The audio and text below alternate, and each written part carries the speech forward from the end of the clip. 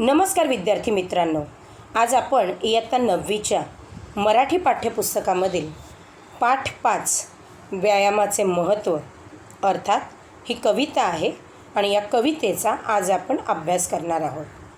ही कविता कवी राष्ट्रसंत श्री तुकडोजी महाराज यांनी लिहिलेली आहे. सर्वप्रथम आपण राष्ट्रसंत श्री तुकडोजी महाराज यांच्याबद्दलची थोडक्यात माहिती जाणून घेऊया. राष्ट्रसंत श्री तुकडोजी महाराज यांचे मूळ नाव माणिक बंडोजी ठाकूर. त्यांचा जन्म 1909 साली झाला तर मृत्यू 1968 महाराष्ट्रातील एक आधुनिक संत, भक्त, कवी व समाजसुधारक म्हणून त्यांची ओळख. ग्रामविकास झाला की राष्ट्रविकास होईल, ग्रामविकास झाला की राष्ट्रविकास होईल असे मानणाऱ्या तुकडोजी महाराजांनी देशभर हिंडून आध्यात्मिक, सामाजिक व राष्ट्रीय एकात्मतेचे प्रबोधन केलेले आपल्याला दिसून येते. तसेच धर्मभेद, जातीभेद, अंधश्रद्धा निर्मूलनासाठी खंजिरी भजनांचा आणि कीर्तनांचा प्रभावीपणे त्यांनी वापर केलेला आहे. देशभक्ती, अहिंसा, आत्मसंयम यांचे पाठ त्यांनी जनतेला दिलेले आहेत. इतकेच नव्हे तर गावागावात गुरुदेव सेवा मंडळांची स्थापना करून जनसेवा केल्याबद्दल भारताचे पहिले राष्ट्रपती डॉक्टर राजेंद्र प्रसाद यांनी त्यांना राष्ट्रसंत ही उपाधी देऊन गौरविलेले आहे. विद्यार्थ्यांनो, तुकडोजी महाराजांनी मोठ्या प्रमाणात साहित्य लेखनही केलेले आहे. जसे अनुभव सागर, भजनावली, सेवा स्वधर्म, राष्ट्रीय भजनावली, ग्रामगीता. विद्यार्थ्यांनो, शिक्षण, भेदाभेद, अस्पृश्यता निर्मूलन, स्वच्छता, सर्व धर्म समभाव यांविषयी कळकळीचं आवाहन करणारा व गावातील अज्ञानी अडाणी जनतेला वात्सल्ययुक्त भूमिकेतून लोकशिक्षण देणारा त्यांचा हा ग्रामगीता हा ग्रंथ हा खेडोपाडी आजही तितक्याच आदरपूर्वक वाचला जातो. आणि त्यांचीच ही रचना अर्थातच व्यायामाचे महत्त्व जी आज आपण काय करणार आहोत तर शिकणार आहोत. शुभं करोति कल्याणम आरोग्यम धनसंपदा. विद्यार्थ्यांनो, ही प्रार्थना भारतीय संस्कृतीत संध्याकाळच्या वेळी दिवे लागणीच्या वेळेला घरोघरी ही प्रार्थना म्हटली जाते. या प्रार्थनेमध्ये आरोग्याला धनसंपदा म्हटलेलं आहे बघा. शुभं करोति कल्याणम आरोग्यम धनसंपदा.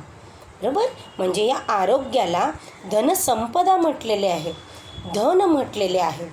खरंच आपले आरोग्य हे निरोगी असेल, निरामय असेल तर मनुष्य आपले कोणतेही कार्य उत्तमरित्या तो पार पाडू शकतो.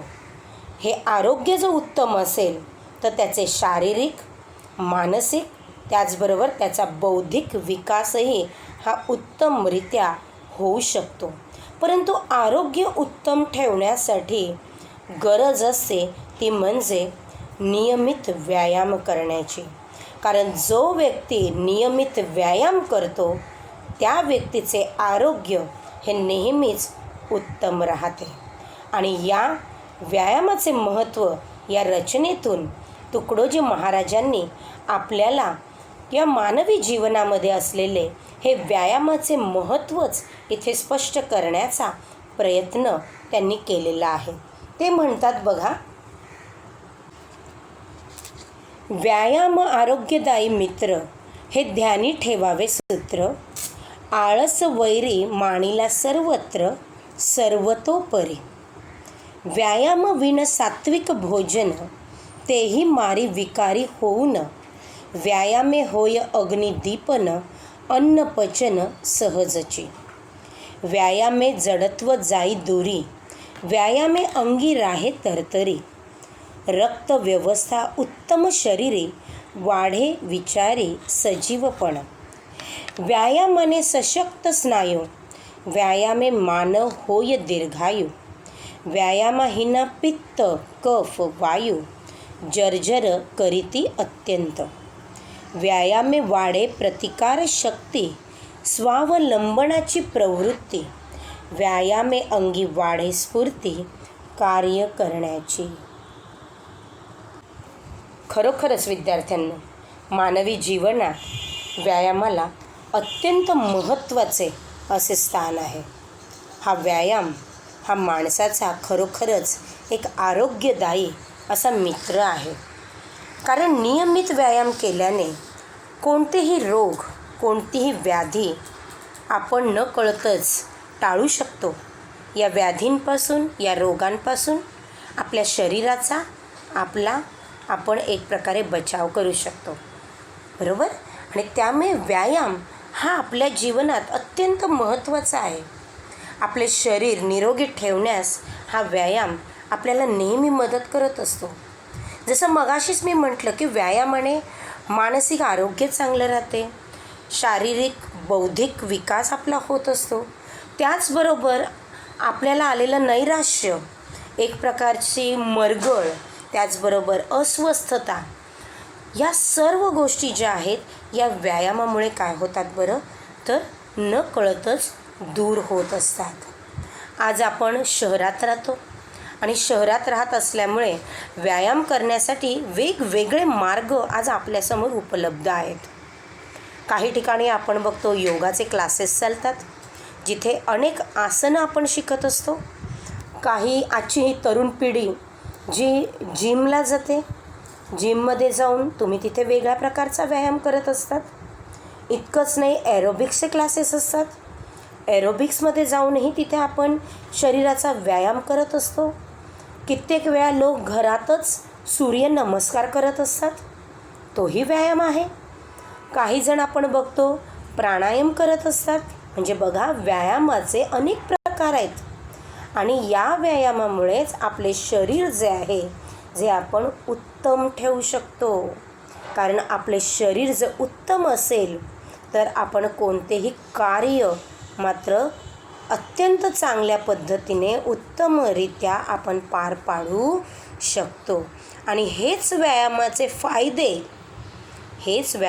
फायदे इथे तुकडोजी महाराजांनी या रचनेतून आपल्याला सांगण्याचा त्यांनी प्रयत्न केलेला आहे की मानवी जीवनात व्यायाम किती महत्त्वाचा आहे. जो व्यक्ती व्यायाम करतो त्याचे आयुष्य खरोखर सुखी, आनंदी, निरोगी, आरोग्यदायी असे त्याचे आयुष्य राहते. पण जो व्यक्ती व्यायाम करत नाही त्याला मात्र नकळतच अनेक रोगांचं आमंत्रण म्हणूया आपण तिथे चालून येतं. अनेक व्याधींनी तो त्रस्त होतो, त्याला अनेक प्रकारचे आजार होतात. म्हणजे थोडक्यात व्यायाम केल्याचे फायदे आणि व्यायाम न केल्यामुळे वाट्याला येणारे जे नुकसान आहे किंवा जो तोटा आहे तो तोटा त्यांनी या रचनेतून इथे सांगण्याचा प्रयत्न केलेला आहे. ते म्हणतात बघा, व्यायाम आरोग्यदायी मित्र, हे ध्यानी ठेवावे सूत्र. आळस वैरी मानिला सर्वत्र, सर्वतोपरी. खरोखरच विद्यार्थ्यांनो, इथे संत तुकडोजी महाराजांनी इथे व्यायामाला आरोग्यदायी मित्र म्हटलेलं आहे बघा. आरोग्यदायी म्हणजे काय, तर निरोगी, हेल्दी ज्याला आपण म्हणतो. हा व्यायाम जो आहे या व्यायामाचे फायदे सांगत असताना संत तुकडोजी महाराज आपल्याला इथे सांगतायत की व्यायाम हा आरोग्य उत्तम राखणारा हा आपला मित्र आहे. आणि ही गोष्ट प्रत्येक विद्यार्थ्याने ध्यानात ठेवावी. ही गोष्ट प्रत्येक विद्यार्थ्याने काय करावी, लक्षात ठेवावी, ध्यानात ठेवावी. इतकंच नाही तर आळस हा माणसाचा शत्रू आहे. आळसाला आपण काय म्हणतो, शत्रू मानतो. त्यामुळे आळस हा माणसाचा शत्रू आहे हे देखील मनुष्याने विसरता कामा नये. आपण आळसाला पकडून असतो आणि त्यामुळे काय होतं, शरीर मात्र आपलं आळसावलं जातं. सुस्त होतो आपण, एक प्रकारचं जडत्व येतं आपल्याला. कोणतीही गोष्ट करण्यासाठी तो उत्साह जो आहे तो राहत नाही. कारण या आळसाला आपण काय धरून ठेवलेलं आहे. पण हा आळस आपला हा शत्रू आहे, हे आपण विसरता कामा नये. तो झटकून व्यायाम करून आपण आपलं शरीर हे उत्तम ठेवलं पाहिजे. कोणत्याही कामासाठी ते शरीर जे आहे ते आपण बळकट केलं पाहिजे, ते उत्तम ठेवलं पाहिजे. आणि म्हणून ते म्हणतात की व्यायाम हा आपला आरोग्यदायी मित्र आहे आणि आळस हा आपला शत्रू आहे.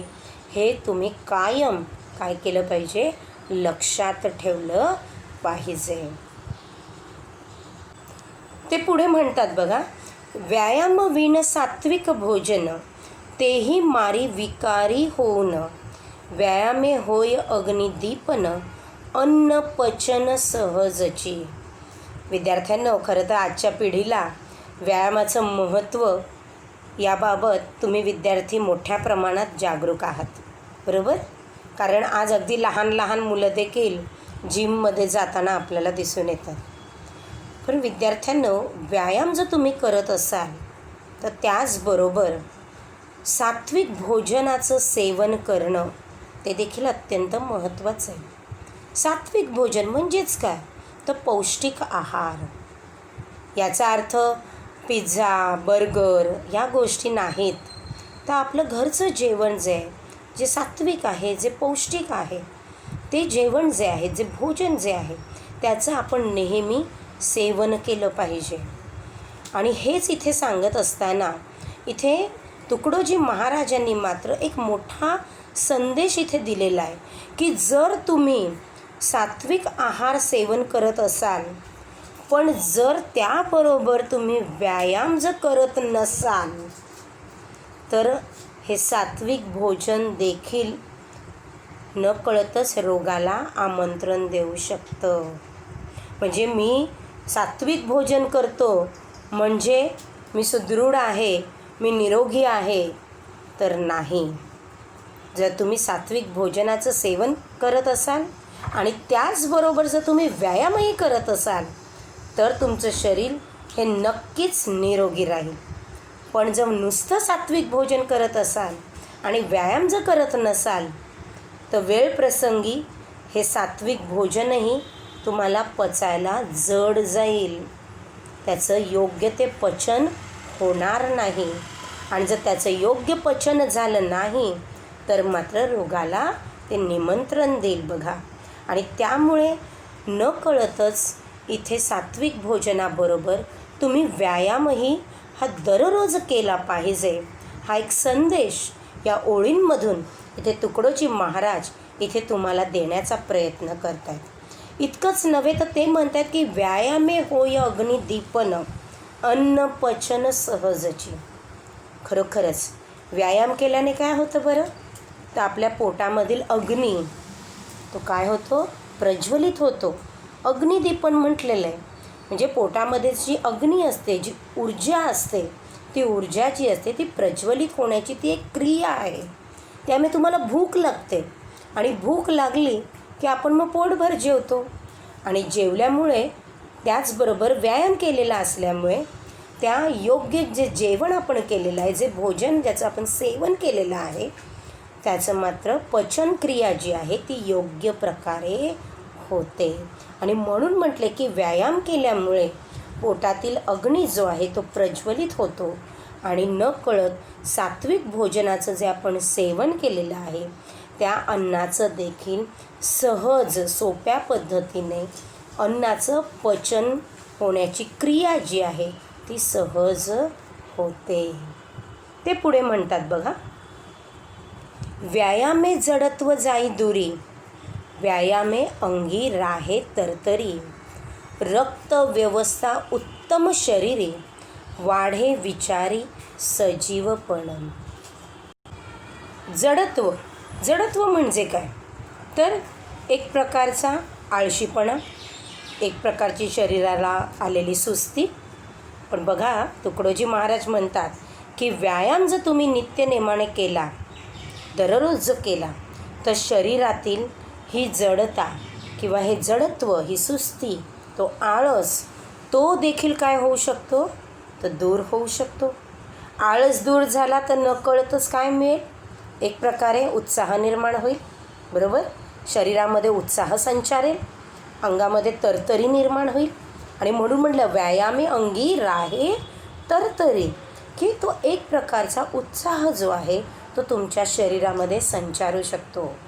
जर तुम्ही योग्य प्रकारे नियमित जर तुम्ही व्यायाम केला तर हा आळस झटकला जाईल, तुमच्या शरीरामध्ये असलेली ती सुस्ती ती दूर होईल आणि नकळतच तुमच्या शरीरात एक उत्साह जो आहे तो संचारेल. इतकंच नव्हे तर रक्तव्यवस्था उत्तम राही, वाढे विचारी सजीवपण म्हटले बघा.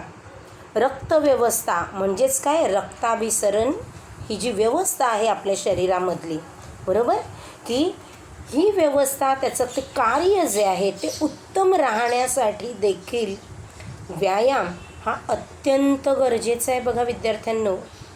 रक्तव्यवस्था, रक्ताभिसरण संस्था जी म्हणतो आपण, की ब्लड सर्क्युलेशन सिस्टीम जी आहे ती जर तुम्हाला उत्तम ठेवायची असेल, तुमच्या शरीरातली ती जर तुम्हाला उत्तम ठेवायची असेल तर त्यासाठी गरज आहे फक्त आणि फक्त व्यायामाची.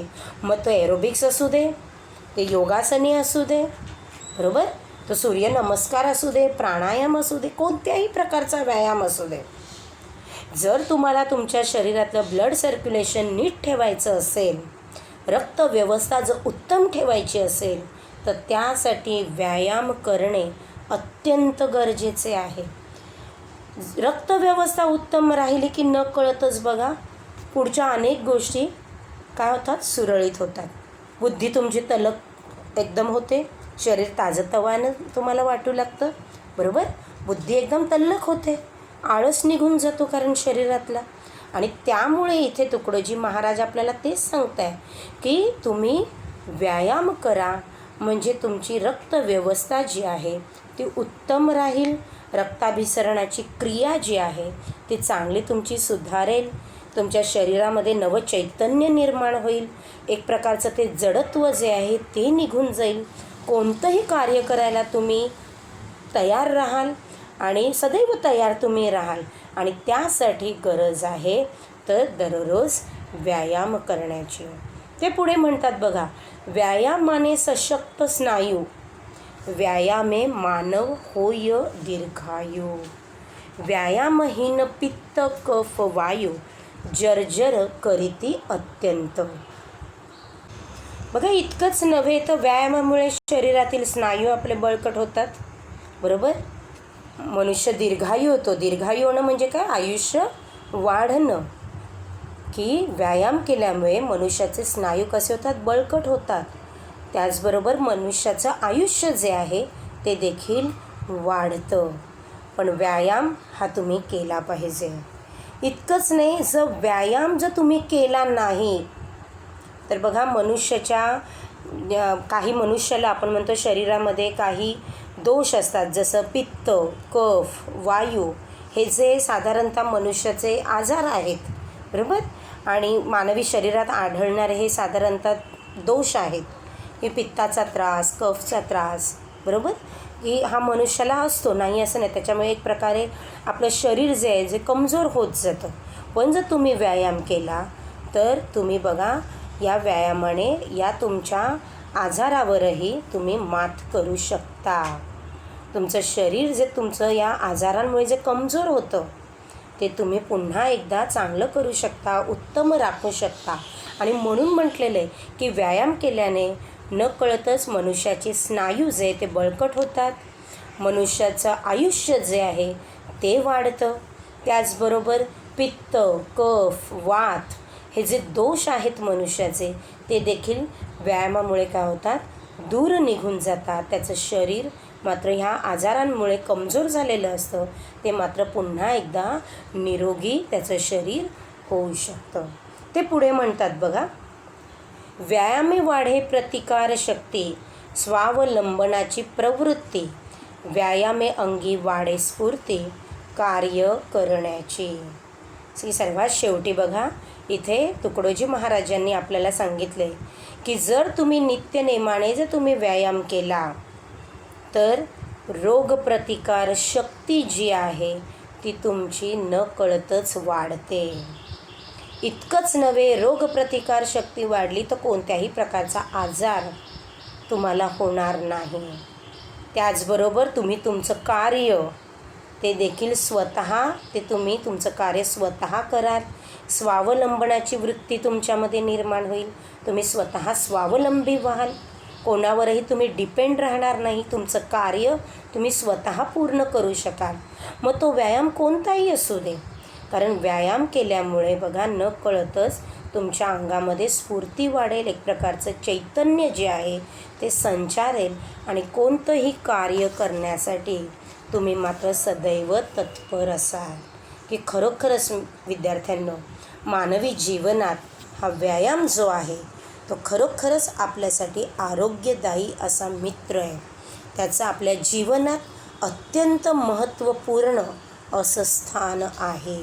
त्यामुळे व्यायाम केल्याने किती फायदे आहेत बघा, हे तुम्हाला या रचनेतून तुम्हाला समजलं असेल. आणि जर तुम्ही व्यायाम केला नाही तर न कळतच तुम्ही कसे रोगांना आमंत्रण देणार आहात, म्हणजे त्याचे तोटे जे आहेत ते देखील तुम्हाला इथं समजतं आहे. आणि त्यामुळे व्यायाम हा आपण केलाच पाहिजे, तर तुमचं शरीर हे सुदृढ बनेल, विचारशक्ती तुमची वेगाने कार्यरत होईल, रोगप्रतिकार शक्ती जी आहे ती तुमची वाढेल, विकारांचा त्याच्यामुळे नाश होईल, तुमचे स्नायू बळकट राहतील, पचनशक्ती तुमची वाढेल, रक्ताभिसरण संस्था जी आहे ती तुमची सुरळीत कार्य करेल. कितीतरी चांगल्या गोष्टी आहेत बघा व्यायाम केल्याने. इतकंच नाही तर तुमचं आयुष्य जे आहे ते देखील तिथे वाढणार आहे. तुम्ही कायम उत्साही राहाल, आनंदी राहाल, स्वावलंबी तुम्ही व्हाल. आणि या सर्व हे व्यायामाचे फायदे लक्षात घेता प्रत्येक विद्यार्थ्याने व्यायाम हा करावा, व्यायामाचं महत्त्व जाणावं, हेच या रचनेतून इथे तुकडोजी महाराजांनी तुम्हाला सांगण्याचा प्रयत्न केलेला आहे. आता विद्यार्थ्यांनो, या कवितेतून आपल्याला काही मूल्य देखील शिकायला मिळतात. ते मूल्य कोणते ते बघूया. निरोगी शरीरातच निरोगी मन वास करते. आरोग्यम धन संपदा. निरोगी निरामय आरोग्य असेल तर मनुष्य कोणत्याही कामात सहभागी होऊ शकतो. बरोबर, हे सर्व मी तुम्हाला आत्ताच सांगितलं आहे. व्यायामामुळे आपला शारीरिक, मानसिक, बौद्धिक विकास होतो. नेहमी सात्विक आहाराचं सेवन करावे. सुखी समाधानी जीवनाची गुरुकिल्ली म्हणजेच उत्तम आरोग्य.